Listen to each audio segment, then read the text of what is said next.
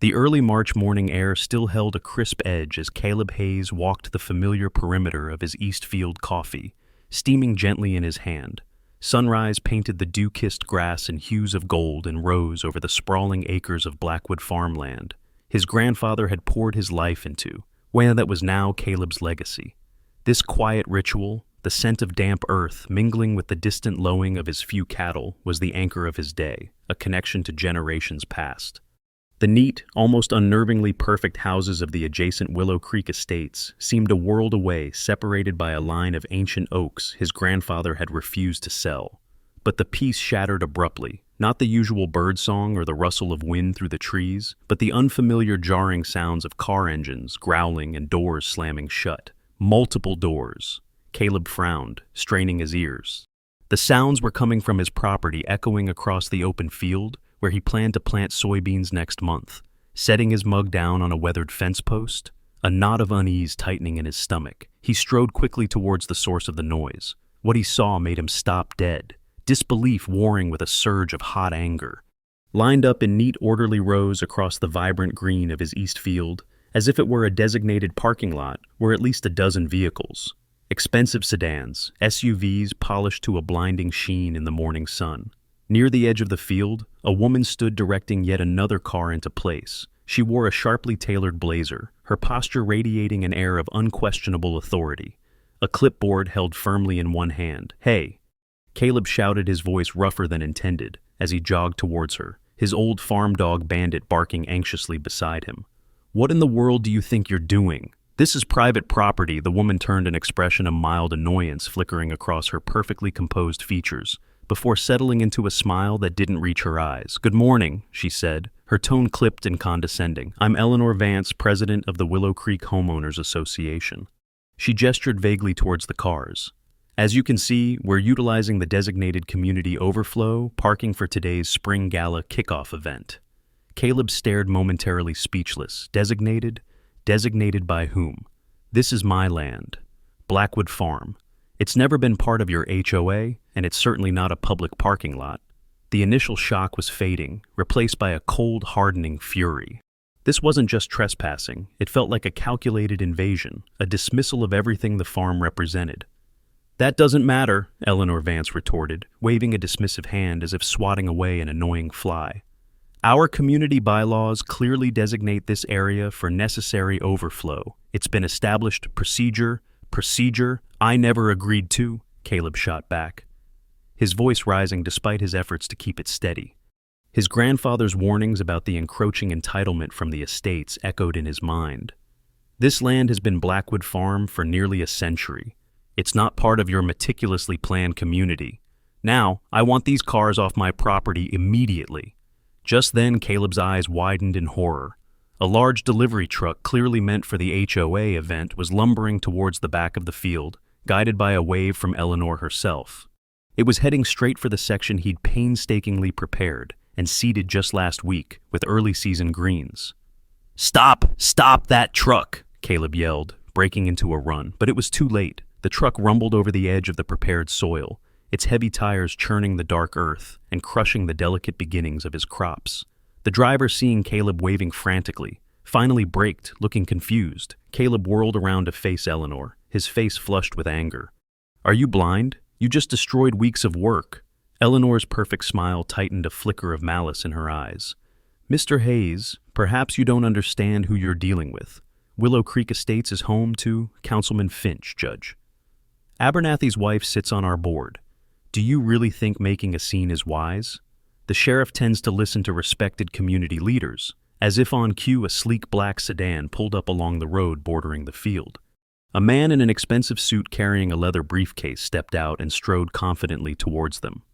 "Eleanor," he said smoothly, ignoring Caleb entirely for a moment. "Everything all right? Marcus, perfect timing." Eleanor beamed, relief washing over her face. "Mr. Hayes here seems confused about the long-standing easement agreement that allows for community parking on this parcel." "Marcus," Thorne turned to Caleb, extending a hand that Caleb pointedly ignored. "Marcus Thorne, legal counsel for the Willow Creek HOA," he said, his smile polished but cold. "As Eleanor stated, there's an established right-of-way. Perhaps we can discuss this civilly." "There's nothing to discuss," Caleb said, his voice low and hard. The damage, the threats, the sheer arrogance, something inside him solidified. "There is no easement. You are trespassing. You have exactly 1 hour to get every single one of these vehicles off my farm, 1 hour. Or I start calling tow trucks and the authorities, regardless of who you think you know." Leaving the chaotic scene at the East Field, a cold resolve settled over Caleb Eleanor Vance's threats, and Marcus Thorne's smooth assertions echoed in his ears. But underneath the lingering anger was a certainty rooted in decades of family history. His grandfather, Old Man Hayes, as many locals affectionately called him, had been fiercely protective of every inch of Blackwood Farm. He would never have signed away rights like that, especially not to the encroaching development he'd often grumbled about. Threats and influence were one thing. Documented fact was another. He needed proof. 40 minutes later, Caleb pushed open the heavy oak door of the Somerset County Records Office. The air inside smelled faintly of old paper, and dust motes danced in the shafts of sunlight, filtering through the tall arched windows. It was a world away from the sterile perfection of Willow Creek Estates. Behind a long polished counter stacked high with ledgers and binders sat an older gentleman with wire-rimmed glasses perched on his nose, meticulously examining a large map. "Excuse me," Caleb began, approaching the counter. "I need to check the property records and any recorded easements for Blackwood Farm just outside Willow Creek." The clerk looked up, his eyes sharp behind the lenses. Blackwood Farm, Old Man Hayes's place. A flicker of recognition, perhaps even warmth, crossed his face. "Haven't heard that name in a while." He was quite the character. "Arthur Pendleton," he said, offering a dry but firm handshake.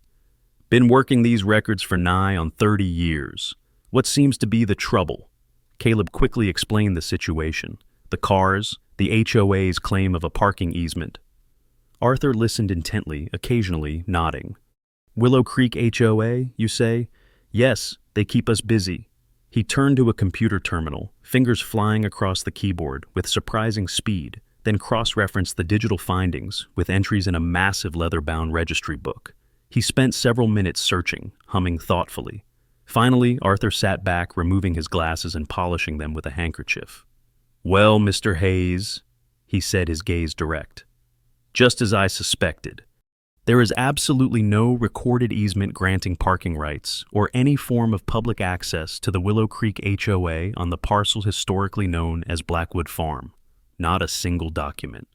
He paused, a faint smile touching his lips. "Your grandfather fought tooth and nail against the developers when they first planned Willow Creek, trying to get right-of-ways. He didn't want to give stubborn as they come, your granddad. Always stood his ground right here, looking at these same maps." A wave of relief washed over Caleb quickly, followed by a surge of validation. His grandfather's spirit felt suddenly very present. This wasn't just his fight anymore. It was a continuation of a legacy. Caleb felt a surge of righteous vindication. "I knew it," he breathed, gripping the edge of the counter. "My grandfather would never have allowed them to use his fields like a common parking lot." Arthur Pendleton nodded slowly, adjusting his glasses back onto his nose. Old Man Hayes valued his privacy and his land above almost anything, but... He paused, leaning closer to the computer screen again, his brow furrowed in concentration. "That doesn't mean there are no easements on the property. There's definitely something here recorded decades ago, long before Willow Creek was even conceived in its current form." He clicked through several screens, then swiveled in his chair to retrieve a large rolled-up plat map from a tall tube nearby. Unfurling it carefully on the counter, weighting the corners, he pointed to a section along the northern edge of the Blackwood Farm, outline bordering the newer development. "Ah, here we are. This isn't an HOA access easement. Nothing like that. This was granted, let's see, nearly 35 years ago." Caleb leaned in, tracing the faint lines on the aged map. "Granted to who? For what?" "To the Regional Power Company," Arthur stated, tapping a specific symbol marked on Caleb's property line, Pinewood Electric. "It's a utility right-of-way." He cross-referenced the map with the digital records again. "And according to these notes and diagrams, it was specifically for the installation and maintenance of major electrical infrastructure." He looked up at Caleb, his expression serious. "Specifically the primary step-down transformer that serves the entire Willow Creek Estates development." Caleb stared, processing the words. "The transformer. For all those houses, it's on my land. Squarely on the northern boundary, according to this official survey." Arthur confirmed, pointing again to the map symbol. Installed when the development was first built, likely negotiated by your grandfather at the time, they needed the access, and this parcel was strategically ideal. He leaned back slightly. Legally speaking, Mr. Hayes is the current owner of the land. The easement is on. You control who has access to that transformer for maintenance or non-emergency work according to the terms laid out here. The implications hit Caleb like a physical force.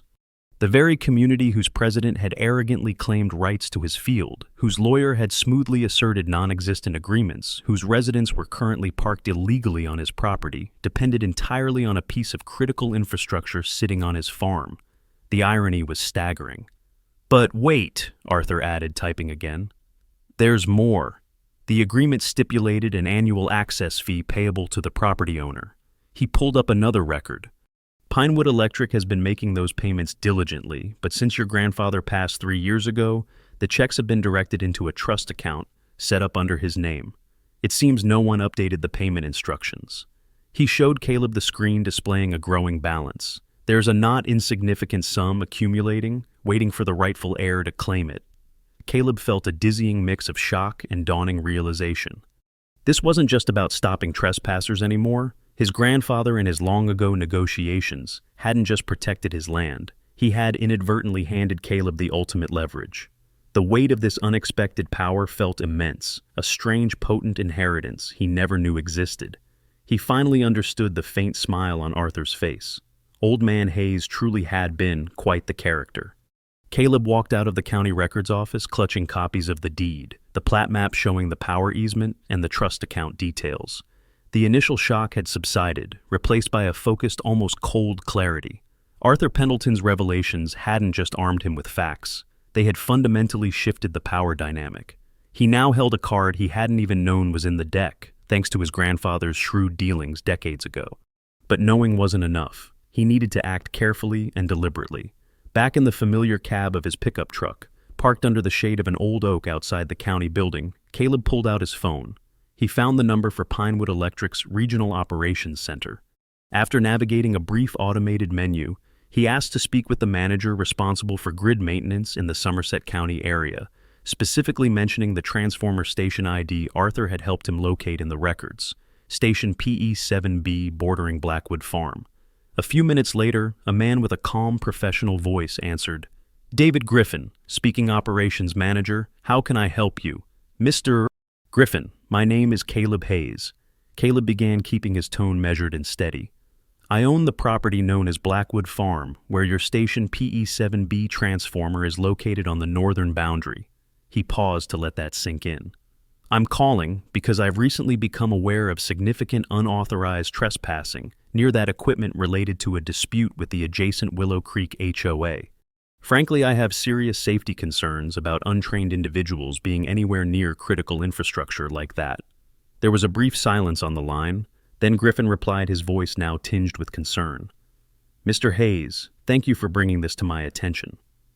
Immediately, Station PE7B is indeed crucial for the Willow Creek feed. Unauthorized personnel anywhere near that station is absolutely unacceptable and a major safety risk. Can you confirm you are the legal owner listed on the easement access agreement?" "I have the documentation right here," Caleb affirmed. "My primary goal today is to understand the official access protocols. Who exactly is authorized to be near that equipment, and how can they be identified? Furthermore, I need to be notified in advance of any scheduled maintenance." "Of course," Griffin said readily. "Only certified Pinewood Electric technicians with proper identification should ever access that station. I can email you our standard maintenance schedule overview and ensure our dispatch notifies you directly before any non-emergency work is planned for PE7B. We appreciate your diligence on this. Safety is paramount." After ending the call with a sense of accomplishment, Caleb drove back to the farm. The remaining cars were gone from the east field, but the evidence of their intrusion remained starkly visible. Pulling out his phone again, he walked the damaged area, meticulously photographing the deep tire ruts gouged into the soil and the flattened, crushed remains of his young seedlings. Each click of the camera was a mark against the HOA's arrogance. Later that afternoon, Caleb retrieved 2 motion-activated trail cameras he usually used for tracking deer movement. He drove his ATV along the northern fence line until he reached the discreet fenced-off area housing the large humming green metal box of Station PE7B. Staying clearly outside the utility fence, he carefully mounted the cameras on sturdy tree trunks nearby, angling them to cover the access gate and the immediate surroundings. If anyone unauthorized came near it again, he would know. He was no longer just reacting. He was establishing guardianship. It was late afternoon, 2 days later, when the sleek black sedan reappeared, pulling into Caleb's long gravel driveway. This time, Eleanor Vance and Marcus Thorne didn't approach alone. Accompanying them was a portly man with an air of self-importance Caleb recognized instantly from local news reports. Councilman Alistair Finch. They clearly intended to ratchet up the pressure, bringing political weight to bear. Caleb met them on the wide porch of the old farmhouse. Bandit sitting calmly at his feet, a silent, watchful presence, Mr. Hayes, Councilman Finch began. Without preamble, stepping forward as if taking charge, Eleanor and Marcus have briefed me on this unfortunate misunderstanding regarding parking access. Now, Willow Creek Estates represents significant tax revenue and prestige for our county. Surely we can reach a reasonable accommodation that benefits the community. His tone implied this was less a negotiation, more a directive. Eleanor stood beside him, a smug look returning to her face, clearly believing the councilman's presence would settle the matter. Thorne held a folder likely containing some freshly drafted agreement they expected Caleb to sign under duress. Caleb remained leaning against the porch railing. Outwardly calm, despite the simmering indignation, he let the councilman finish, then slowly straightened up, holding a folder of his own. Councilman Finch, Mrs. Vance, Mr. Thorne, thank you for coming out. Perhaps you're the ones laboring under a misunderstanding. He pulled out the first document, a certified copy of the deed to Blackwood Farm. As we establish, this land is mine, passed down through generations. It is not, nor has it ever been, part of Willow Creek Estates or subject to its bylaws. Thorne scoffed lightly. Mr. Hayes, property lines are clear, but established community practices and agreements. Caleb held up a hand, cutting him off politely but firmly. Speaking of established agreements, he said, pulling out the second set of documents, copies of the Pinewood Electric easement and the corresponding plat map Arthur Pendleton had provided. He held them up clearly. I believe this is the only relevant easement concerning my northern boundary and your community. He watched their faces closely as he explained. This document, dating back 35 years, grants Pinewood Electric right-of-way for the specific purpose of housing and maintaining Station PE7B, the main transformer. He paused for effect, letting his gaze drift towards the estates that powers every single home in Willow Creek, and it sits right here on Blackwood Farm land. The shift in the atmosphere was palpable. Thorne's smooth expression faltered, his eyes darting towards Eleanor. Councilman Finch's amiable political mask slipped, revealing surprise and calculation. Eleanor Vance's face went rigid, her smugness evaporating like mist. Now, Caleb continued, his voice steady and clear, given the recent unauthorized access, the damage to my property, and your association's persistent claims to rights it does not possess, I feel compelled to act. He looked directly at Eleanor. Effective immediately, I am formally revoking permission for any non-essential personnel to access the Pinewood Electric easement on my property until these matters are fully resolved. That means no routine maintenance checks without my express prior written consent for each visit. He paused again.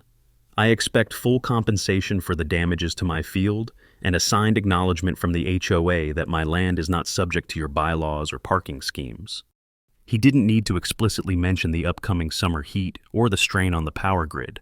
The implication hung heavy in the suddenly quiet air. The trio stared at him, momentarily speechless. The confidence, the political pressure, the legal maneuvering, all of it seemed to crumble in the face of this simple, undeniable fact, documented on decades-old paper. Their arrogance vanished, replaced by stunned silence, and the dawning realization that the stubborn farmer they'd tried to bully held a surprising critical control over their manicured lives.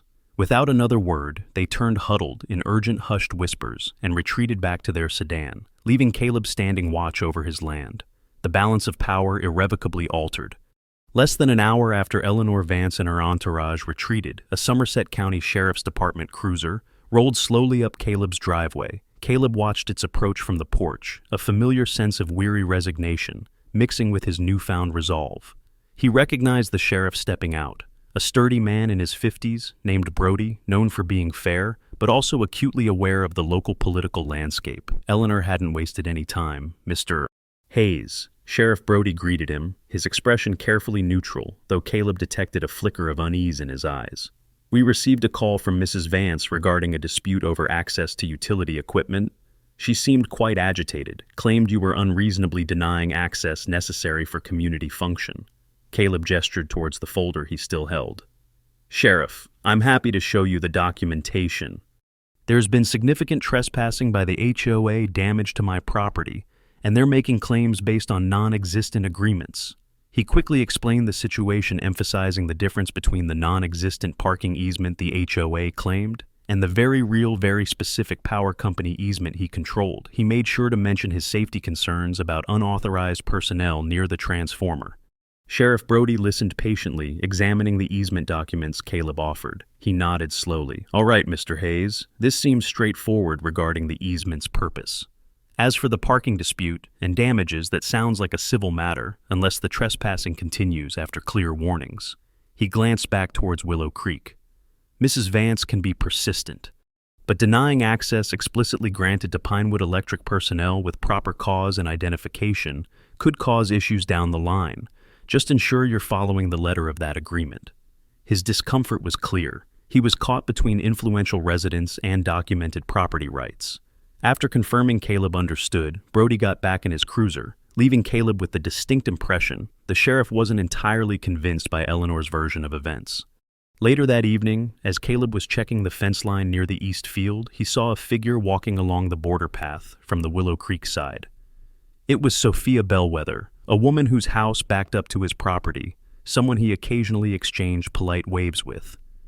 She offered a hesitant smile as she approached the fence. Caleb, she began quietly, glancing back towards the estates, as if worried about being overheard. I saw the sheriff here earlier, and well, things have been tense over here since Saturday. Caleb leaned against the fence post. You could say that. Sophia hesitated, then seemed to make a decision. Look, I shouldn't be saying this, but Eleanor's handling of this whole situation, it's making a lot of people uncomfortable. Not everyone on the board agrees with her tactics. She lowered her voice further. There was an emergency HOA board meeting last night. Heated arguments. Some members feel she's overstepping, risking legal trouble over what started as a parking issue. She wrung her hands slightly. Just be careful. Caleb, when Eleanor feels cornered, she doesn't always play fair. Caleb met her gaze, sensing genuine concern behind her cautious words. I appreciate the warning. Sophia, thank you. It wasn't much, but hearing that there was dissent, that not everyone blindly followed Eleanor's lead, offered a small but significant crack of light in the brewing storm. He wasn't entirely alone in this fight. Sophia Bellwether's warning proved prophetic. The direct confrontation and the visit from the sheriff hadn't deterred Eleanor Vance.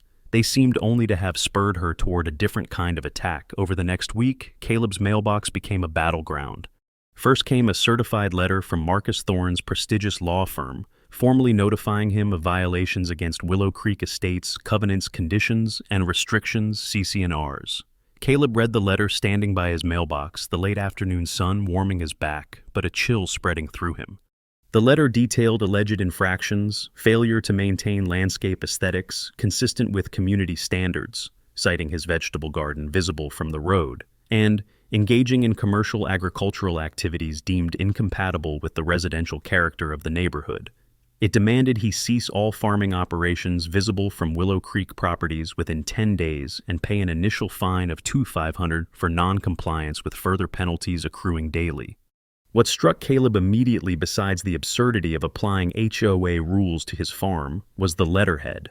It wasn't just from Thorne's firm. It was co-branded with the Willow Creek Estates HOA logo and crucially listed Blackwood Farms' address under the heading, Properties Subject to Association Governance. They were actively trying to create a paper trail, however false, implying his farm fell under their jurisdiction. 2 days later, another letter arrived. This one detailed fines for unapproved structures, referencing his grandfather's old, well-maintained equipment shed near the east field. Then came a notice about improper fencing materials along the shared property line, the same sturdy oak fencing that had stood for 50 years. Each letter was meticulously drafted, citing specific but wildly inapplicable HOA bylaws, clearly designed to overwhelm, intimidate, and drain his resources through accumulated fines and the implied threat of legal action. It was a coordinated paper assault, a classic strategy of attrition. They couldn't legally take his land or force parking on him, especially now with the power easement leverage. So they were trying to make his life so difficult, so expensive, that he would simply give in, or perhaps even consider selling the land they clearly coveted. The mention of ceasing agricultural activities felt like a particularly personal blow, an attack on the very soul of Blackwood Farm. Caleb spread the letters out on his grandfather's heavy oak dining table that evening, the legalese swimming before his eyes. He felt a wave of exhaustion, the constant pressure wearing him down. He could fight them on facts, he could stand his ground physically, but navigating this bureaucratic maze, responding correctly to legal threats, that was a different kind of warfare. He realized he couldn't do it alone. Eleanor and Thorne had resources and experience in this type of harassment. Remembering Arthur Pendleton's advice from the records office about seeking specialized legal help in HOA disputes, Caleb looked up the name he'd been given.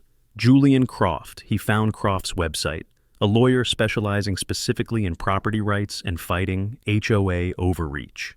Staring at the pile of threatening letters, Caleb knew this wasn't just about parking or easements anymore. It was about defending his home, his heritage, and his right to live peacefully on his own land. He picked up the phone and dialed Julian Croft's office. It was time to fight back, not just with facts and leverage, but with expert legal strategy. A few days after hiring Julian Croft, who had immediately begun drafting cease and desist letters in response to the HOA's barrage, Caleb decided to check the trail cameras he'd installed near the Pinewood Electric transformer. The legal battle was escalating, and he felt a growing unease, a sense that Eleanor Vance wouldn't simply rely on paperwork. He took his ATV along the northern fence line, the air thick with the promise of a warm afternoon. As he approached the fenced enclosure, housing station PE7B, something felt off. He cut the engine, listening. The familiar low hum of the transformer was there, but as he got closer, he noticed fresh footprints in the damp earth near the access gate. Footprints that weren't his own, heavy work boots. Kneeling down, he examined the gate's padlock. It was scratched with clear pry marks marring the metal casing. The lock itself hung slightly askew, clearly damaged. Someone had tried, perhaps successfully, to force it open. A cold dread washed over Caleb. Tampering with utility equipment wasn't just illegal, it was incredibly dangerous. He pulled out his phone, intending to call Pinewood Electric immediately, when he heard the crunch of tires on the gravel access road nearby, a road rarely used except by utility vehicles. A moment later, a Pinewood Electric service truck pulled up, followed closely by Eleanor Vance's signature luxury SUV. A technician in a standard blue uniform hopped out of the truck, his name tag reading Dave. Simultaneously, Eleanor emerged from her car, spotting Caleb near the transformer enclosure. Her face contorted with fury, and she marched towards him, pointing an accusing finger. "There he is!" she shouted loud enough for the technician to hear clearly. "That's him. Dave, I told you. He was just tampering with the transformer, trying to cut our power because he's angry about the parking situation." Caleb stood frozen for a second, stunned by the blatant attempt to frame him. Dave the technician looked from Eleanor's furious face to Caleb's bewildered one, then cautiously approached the damaged lock. "Ma'am, sir, let's just see what's going on," Dave said calmly, examining the padlock. "This lock has definitely been tampered with. Forced entry." He turned to Caleb, his expression hardening slightly with suspicion. "Sir, did you do this?" "Absolutely not," Caleb replied firmly, recovering his composure. "I just got here myself maybe 5 minutes ago and discovered the damage. I was about to call it in." He gestured towards the trees where his cameras were mounted, though they were partially obscured by foliage. "Look, I have security cameras monitoring this area precisely because I was worried about unauthorized access. After the HOA started trespassing, they'll show I haven't touched anything." He then turned his attention pointedly to Eleanor. "How did you know the panel was potentially open or tampered with, Mrs. Vance? You drove straight here and started accusing me before this technician even confirmed the damage," Eleanor sputtered, her face flushing red. I saw you skulking around here earlier." Dave looked between them, his expression shifting from suspicion of Caleb to clear discomfort with the situation. "Ma'am, we don't have any reports of power fluctuations or tampering alarms," he said, pulling out a tablet. But this lock needs replacing, and I need to inspect the equipment thoroughly. He turned back to Caleb. And I'll need to file an official report about this attempted forced entry and the damaged lock. He glanced at Eleanor, then back at Caleb. I'll make sure my supervisor, David Griffin, is aware of the situation, including your claim about the cameras, and... He hesitated slightly. Mrs. Vance's immediate accusation. Eleanor stormed back to her SUV without another word, slamming the door. As Dave worked on securing the transformer and documenting the scene, Caleb felt a grim satisfaction. Eleanor's desperation had made her reckless, and his foresight with the cameras had likely just saved him from a very serious accusation. The game had just become much more dangerous, the uneasy truce punctuated only by the exchange of increasingly hostile legal letters. Between Julian Croft and Marcus Thorne lasted less than a week. Caleb was awakened before dawn, not by the familiar sounds of the farm, but once again by the intrusive rumble of engines. Heart sinking, he pulled on his boots and rushed outside. Under the pre-dawn sky, headlights cut through the darkness as a line of cars turned off the main road and began pulling onto his east field. It was happening again. He ran towards them, phone already dialing 911, yelling for them to stop. The first driver, a woman peering nervously through her windshield, rolled down her window slightly. "We have permission," she called out defensively, holding up her phone. The HOA sent an email. They said the dispute was resolved, and this is the designated overflow lot. One by one, as more cars pulled in, drivers showed Caleb the same official-looking email, purportedly from the Willow Creek HOA board, assuring residents the parking arrangement was finalized and approved. It was a blatant lie timed for an early Saturday morning event to maximize disruption before he could react effectively. Sheriff Brody arrived 20 minutes later, looking weary. By then, nearly 24 cars were parked haphazardly across the field. Caleb showed him the fresh tire tracks, explained the HOA's false email, and reiterated his property rights. Brody spoke with several drivers, examined the email they presented and sighed, running a hand over his face. "Mr. Hayes, I understand your frustration. I really do," Brody said, his voice low. "But the HOA apparently submitted some kind of documentation to the county yesterday claiming this area is designated community parking, likely referencing that supposed easement agreement Thorne keeps mentioning. Now we have conflicting claims and paperwork." He gestured helplessly at the cars.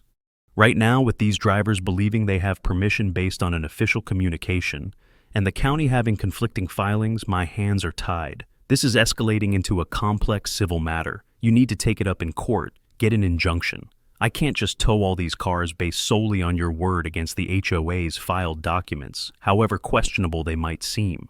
Caleb felt a wave of despair wash over him. They were manipulating the system using lies and fabricated documents to create enough confusion to paralyze enforcement. He watched Brody leave, feeling utterly powerless as strangers occupied his land with impunity, sanctioned by a lie propagated through official channels. The legal process Croft was initiating felt agonizingly slow against this blatant ongoing violation. Fuming and desperate, Caleb found himself walking towards the fence line bordering Sophia Bellwether's property later that morning. He didn't know what else to do. He needed something. He saw her tending her rose bushes and called out her name. She looked up. Her expression immediately filled with concern as she saw the state of his field beyond him. "They did it again, didn't they?" she asked softly, walking towards the fence. "Worse," Caleb said, his voice tight with frustration. "They sent out an email telling everyone it was resolved, that they had permission. Brody says his hands are tied because they filed some document with the county." He kicked at a clump of dirt. "I feel like I'm hitting my head against a wall. Sophia, they're just making things up, forging reality." Sophia stared at the cars parked on his land, her lips pressed into a thin line. She looked back towards her own house, then met Caleb's gaze, a look of troubled resolve in her eyes. "Caleb," she said, her voice barely above a whisper. "Come inside for a minute. There's something you need to see. I've been debating whether to show you, but this is too much." Inside her quiet, sunlit kitchen, Sophia opened her laptop. "I'm on some of the HOA email lists," she explained, her hands trembling slightly as she typed. "And after our last talk, I started paying closer attention. What they're doing isn't right." She opened a series of emails between Eleanor Vance, Marcus Thorne, and other board members. Caleb leaned closer, reading in stunned silence as they discussed strategies for managing the Blackwood situation escalating pressure through fines and complaints, and exploring all avenues to integrate the parcel fully. Then Sophia clicked open one final email attachment. "This," she whispered, "is what they filed with the county yesterday." It was a scanned document appearing to be an official HOA agreement, and at the bottom, dated 15 years prior, was a signature purporting to be his grandfather's. Jedediah Hayes. But it wasn't right. Caleb had seen his grandfather's signature countless times, on old deeds, letters, bills. The slant was wrong, the loop's too perfect. That's not his signature. Caleb choked out. "It's a fake, a forgery." "I know," Sophia said quietly. "Eleanor's husband owns a high-end printing company downtown, Caleb. They have the equipment to make anything look official." The full extent of their corruption hit Caleb with sickening force. It wasn't just harassment, it was calculated fraud. Sophia's courageous act sharing this damning evidence had just blown the conspiracy wide open. Caleb stared at the forged signature on Sophia's laptop screen, a cold knot tightening in his stomach. The audacity of it, the calculated deception, it was worse than he could have imagined, but Sophia wasn't finished. Her face was pale as she scrolled down to another email one sent just the previous evening. "There's more, Caleb," she said, her voice barely audible. "This is why I had to show you now." The email outlined the agenda for an emergency closed board session, scheduled for tonight. The primary topic, Project Nightingale, Phase 1, Implementation. Listed as a special guest consultant was a name followed by Pinewood Electric Grid Planning Division. And Caleb recognized the last name as the same as Eleanor Vance's maiden name, her cousin. The email detailed discussion points around alternative routing options and long-term infrastructure solutions to bypass current easement limitations. "They're not just trying to wear you down anymore." "Caleb," Sophia whispered, horror dawning in her eyes as she fully grasped the implication. "They're planning to reroute the electricity, cut the transformer on your land out of the loop entirely. Her cousin works for the power company. He's probably helping them figure out how to fast-track it." The room seemed to spin.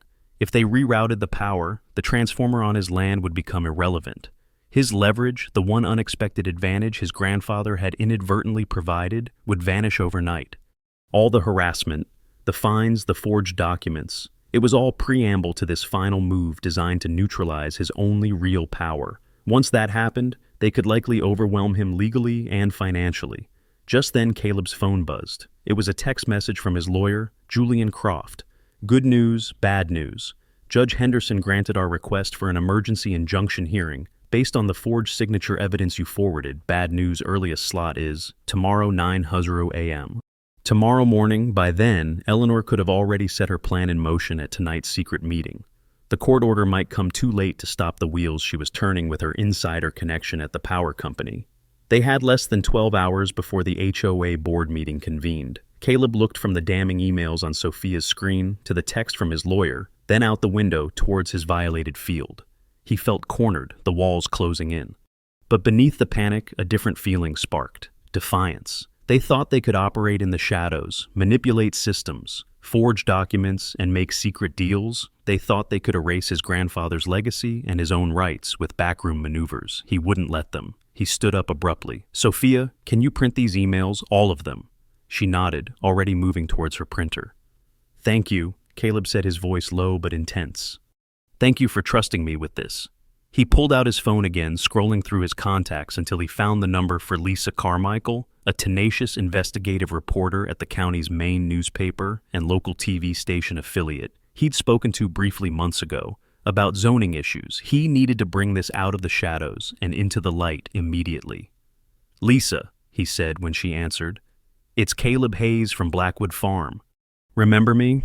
I've got a story for you about HOA corruption, forged documents, misuse of funds, and potentially illegal utility tampering, and it's all coming to a head at a public Willow Creek HOA meeting tonight.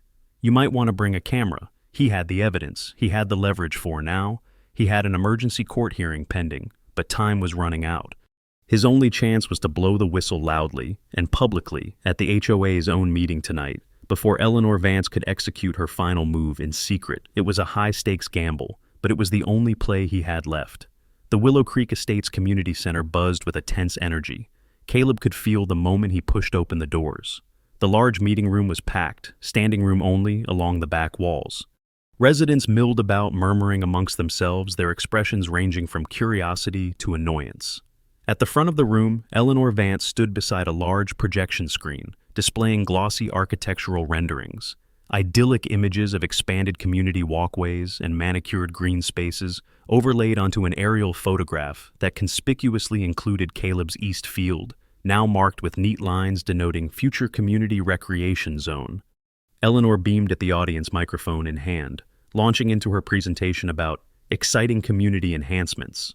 Marcus Thorne sat at a table beside her, looking self-assured, while other board members flanking them wore expressions of strained importance. Caleb saw Sophia Bellwether near the back, giving him a small, anxious nod. He also spotted Lisa Carmichael and her cameraman setting up discreetly near a side exit.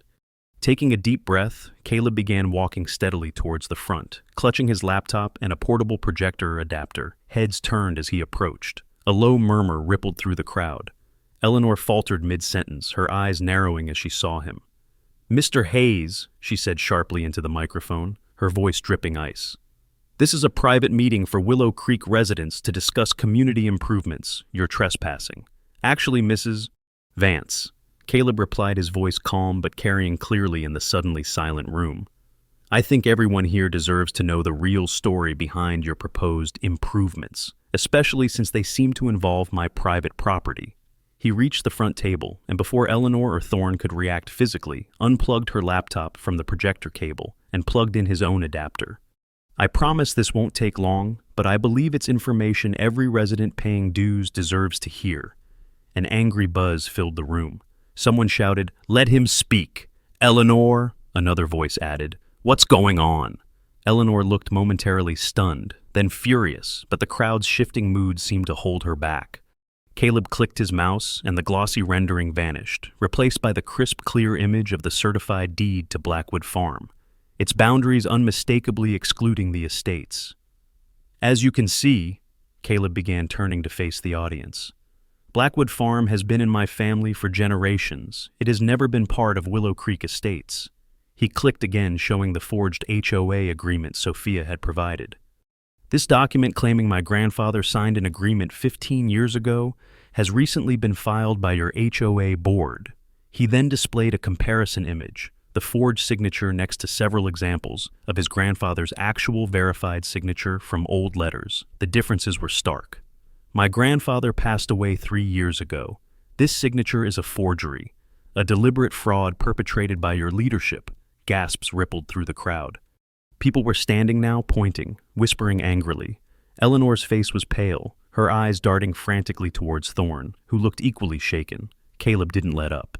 He clicked to the next slide, the incriminating emails Sophia had given him, highlighting passages discussing strategies to apply escalating pressure on him to force compliance, and authorizing tens of thousands of dollars in HOA funds for Marcus Thorne's firm, specifically regarding the Blackwood parcel acquisition matter. "These," Caleb announced, his voice ringing with controlled anger, "are your HOA board's internal communications, discussing how to use your dues to harass me off my land." The room erupted. Angry shouts drowned out Eleanor's attempts to regain control. "You used our money for that," someone yelled. "I got fined $500 last month for my trash cans being out too early." Another resident shouted, "And you're spending thousands harassing him." Finally, Caleb displayed the last crucial piece of evidence, the official county map showing the Pinewood Electric easement, the transformer symbol clearly marked on his property. "And one last thing you all need to know," he said, raising his voice above the din. "The main transformer that supplies power to every single home in this community sits on my land. Access is controlled by a legal easement granted decades ago to the power company, not the HOA. Your electricity depends on Blackwood Farm." A stunned, absolute silence fell over the room. Residents stared first at the map, then at Eleanor, and the board members, their expressions shifting from anger to disbelief and dawning horror. The foundation of Eleanor Vance's carefully constructed narrative built on lies, forgery, and intimidation had just been publicly dismantled piece by irrefutable piece. The spotlight wasn't on community enhancements anymore. It was burning brightly on her deceit. The stunned silence in the community center quickly fractured into outright uproar. Residents surged forward surrounding the front table, demanding answers from the visibly shaken board members. "Is this true, Eleanor?" shouted a man Caleb recognized as one of the board's dissenting members Sophia had mentioned. "Have you been lying to us? Forging documents?" "We demand a vote," another resident yelled. "Suspend the board, now pending a full investigation." The call was taken up by dozens of voices, a chorus of outrage echoing through the room. Marcus Thorne looked pale and frantically whispered something in Eleanor Vance's ear, likely advising retreat or damage control. But Eleanor, her face contorted with rage and humiliation, pushed him away. Cornered, exposed, her empire of control, crumbling around her, rationality seemed to abandon her entirely. She snatched her purse from the table, fumbled for her phone, and stabbed frantically at the screen. Dialing a number, ignoring the surrounding chaos, she held the phone to her ear, her eyes locked onto Caleb with pure, unadulterated hatred. "Forget the plan," she spat into the phone, her voice dangerously low but audible in a momentary lull. "Do it now, cut it all." Caleb's blood ran cold. Cut it all. Was she actually ordering someone to? Before the thought could fully form, it happened. With a sudden audible clunk, the main overhead lights in the community center extinguished. The projector died. The room plunged into near darkness, punctuated only by the emergency exit signs, casting an eerie green glow, and the panicked shouts of the residents. A moment of shocked silence, then chaos erupted anew. In the dim, flickering emergency lighting, faces were distorted into frightened masks, and then cutting through the darkness came Eleanor Vance's triumphant, slightly unhinged laugh. "See," she shrieked, her voice echoing eerily. "See what happens when you challenge me. Your precious farm controls nothing now." But her maniacal gloating was abruptly cut short by another sound slicing through the night, the rapidly approaching wail of sirens. One siren, then two, growing louder by the second. Simultaneously, Caleb's phone vibrated violently in his pocket. He fumbled for it, hitting answer. "Caleb, Julian Croft here." His lawyer's voice came through, urgent and breathless. "Just got off the phone with David Griffin from Pinewood Electric. Their system detected an unauthorized manual override attempt at station PE7B just minutes ago, caused a localized outage. Your community center. More importantly, they dispatched security immediately after the tampering incident earlier today. They caught someone trying to access the main breaker panel, a woman matching Mrs. Vance's description, apparently acting on phone instructions. Your trail cameras captured her approach and retreat near the time of the outage. They have her detained." Caleb felt a dizzying wave of relief mixed with disbelief at Eleanor's sheer audacity. As Julian spoke, the main doors of the community center burst open. Flashlight beams cut through the gloom as uniformed officers, including Sheriff Brody, entered the room. Outside, the flashing red and blue lights of patrol cars illuminated the panicked faces pressed against the windows. "Nobody move." Sheriff Brody commanded, his voice cutting through the chaos. News crews, alerted by Lisa Carmichael and likely drawn by the sirens and sudden blackout, were right behind the officers, cameras rolling, capturing the surreal scene. Eleanor Vance stood frozen, her face a mask of disbelief, bathed in the flashing emergency lights. Marcus Thorne, seeing the police, attempted to edge towards a side door, but ran directly into a waiting deputy. The spotlight Eleanor had tried to command was now a harsh, unforgiving glare, illuminating not her power, but her spectacular self-inflicted downfall. Justice hadn't just arrived, it had kicked down to the door with sirens blaring. Weeks later, the dust began to settle over Willow Creek Estates and Blackwood Farm. Local news outlets avidly covered the ongoing legal proceedings against Eleanor Vance and Marcus Thorne, charged with forgery, conspiracy, property damage, and attempted felony vandalism of utility infrastructure. Their fall from grace was swift and public. Eleanor's cousin at Pinewood Electric faced internal investigation and likely termination. The Willow Creek HOA, under temporary leadership, elected in the chaotic aftermath of the meeting, held new elections. The new president was Thomas Henderson, the board member who had first openly questioned Eleanor's actions at the disastrous meeting. One of the new board's first initiatives was unexpected. They organized a volunteer weekend, inviting Willow Creek residents to help Caleb repair the damage to his east field. Caleb watched from his porch one sunny Saturday morning as dozens of his neighbors, some familiar faces, many strangers, worked alongside him, tilling the soil churned up by tires, laying fresh sod near the fence line, and replanting the ruined sections. There were apologies offered, handshakes exchanged, and a shared sense of relief that the oppressive atmosphere had lifted. Later that afternoon, Thomas Henderson walked over to the fence line separating the estates from the farm. "Caleb," he said, simply extending a hand. "We're truly sorry for what you went through. We're hoping for a fresh start. Good neighbors." Caleb took his hand, gripping it firmly. "Me too, Thomas. Good fences make good neighbors, my grandfather always said. Looks like we're finally mending ours." He looked out over his field, now showing signs of healing, then towards the peaceful homes beyond. A quiet sense of peace settled over him, deeper than any he'd felt before. His legacy was secure, not just through ownership, but through the hard-won respect built on truth and clearly defined boundaries. Like Caleb Hayes defending his legacy life, often calls on us to know our ground and stand firm on our principles, especially when faced with pressure or injustice. Don't underestimate the power of seeking truth and meticulously documenting facts. They are your strongest shield against manipulation and your clearest path forward in disputes. Remember Caleb's discovery of the power line? Sometimes your greatest leverage lies hidden in unexpected places, requiring you to look beyond the obvious sources of strength. This story powerfully illustrates that integrity is non-negotiable. While shortcuts and unethical tactics might offer temporary gains, like Eleanor Vance learned, they ultimately lead to downfall.